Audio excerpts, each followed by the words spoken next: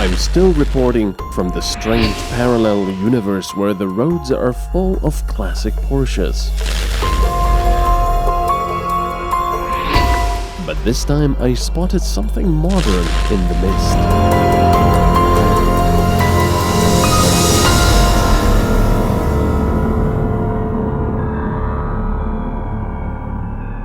I'm being flanked by two rather unappreciated cars, the Porsche Cayman and the 912 from 1965, and quite an interesting story with this car in this lovely blue color. When 911 was developed, it was so expensive, it was 50% more expensive than the previous 356 SC, which was even then the most luxurious Porsche pretty much. So for many people, this was just too much. The price was too high. So what they decided is release a 912, which was the same as 911, but with a few differences. For example, the dashboard was in the color of the chassis. The inside panels were a little bit simpler, perhaps. And the most important thing, the engine was still from a 356, a 4-cylinder. However, what this meant was that the car not only had lower consumption, but it was also much lighter at the back and thus much more fun to drive on the bends. And thus the 912 is actually the car people have to thank for bringing them to the 911, because it showed everyone how much fun a 911 could be. That's why everyone started with this. And the same thing with this modern Cayman. People always said, this is for people who cannot afford a 911. But no, this car is so much fun to drive. The same thing.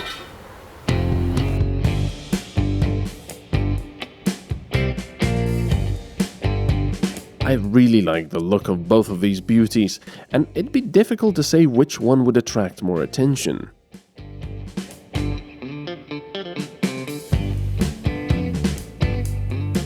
Let's look at a good 50 years of technological development. Steel wheels with chrome hubcaps were king back then. These days, a car like this practically demands 20-inch alloys.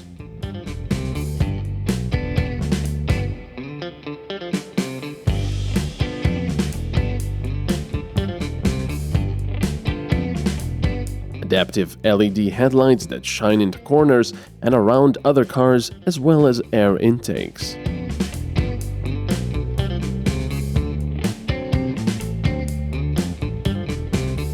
On the other side, there are also big air intakes for the engine, chromed bumpers and exhaust.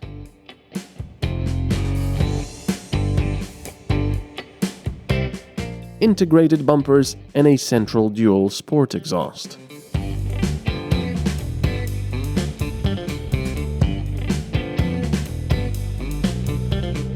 I have to say, this classic 912 is still shoulder to shoulder with the modern stuff. Its shapes are still elegant, still refined.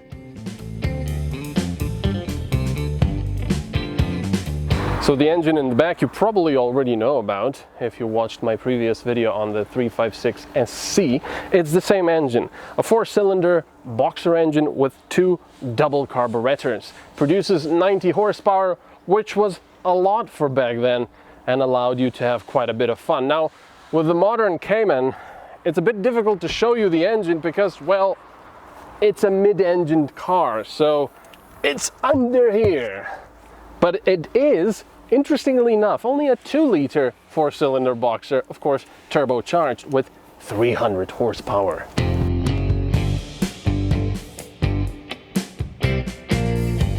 Forget electronics 50 years ago. Carburetors, distributors, and air cooling.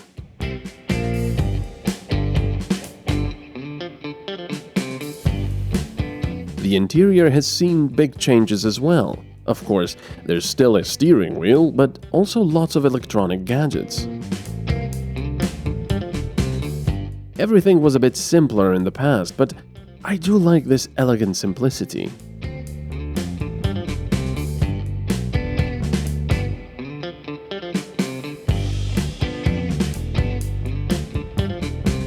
Of course, the modern Cayman can pride itself with an interesting cup holder system.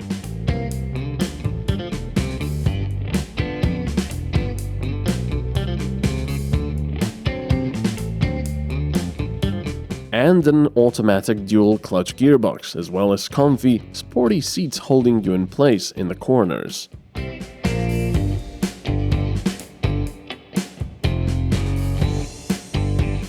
A big difference in the 912, which has much bouncier seats and a manual gearbox.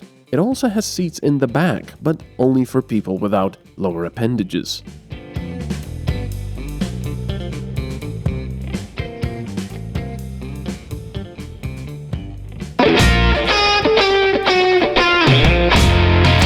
Fortunately, this time Vortex always somehow materializes the keys for these fantastic cars, so I can take them for a drive.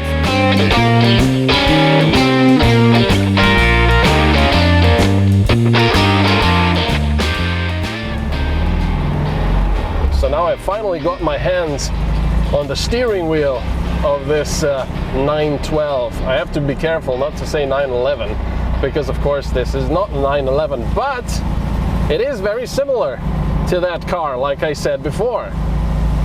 The Boxster engine in the back is just a character of its own. And I have to say that the dashboard in the blue color, the same as the chassis, is actually quite interesting. Oh my god, I'll have to turn around here. This is going to be interesting. Alright. Whenever you're driving a car that's not yours, especially when you're driving a car that's quite valuable, you tend to drive very gingerly. Alright, now I have to do a hill start. Anyway, I've got the 3 instruments here, unlike the 911 of course. This was a cost-saving measure.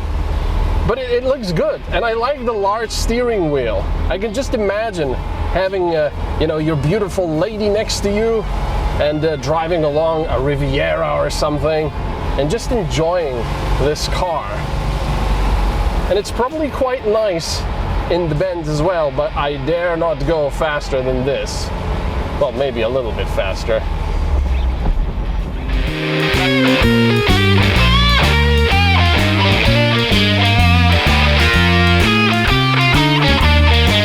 The Vortex also created keys for the Porsche Cayman.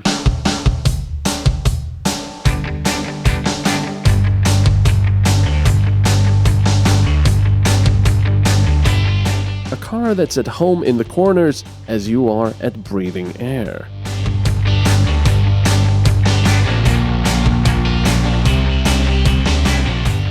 Now that I'm driving this modern Cayman, it's quite an interesting experience because while it is modern and powerful and amazing, it does have a 4-cylinder Boxster engine in the back. Of course, it is turbocharged and quite very powerful, but the sound, when I compare it, for example, to the 912, is very similar. Even though this one is more brutal, like I said.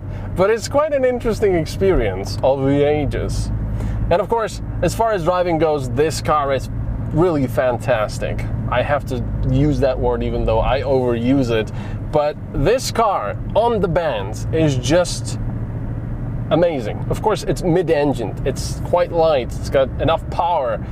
And it's just a lot of fun. I was driving a couple of years ago many Porsches on a test track. I was driving Caymans, Cayennes, 911 Turbo S, the Panamera V8, and so on and so forth. And I liked this car the most. Of course, it was in the GTS version, so it was even more monstrous. But I liked it so much because it was so agile, so much fun to drive. And this is the same. I really, really like this. Of course, I'll have to sell both of my kidneys and then some more to afford it.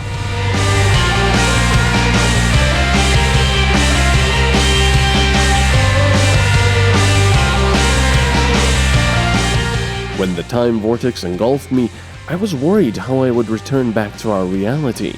But now I'm worried it will expel me too soon.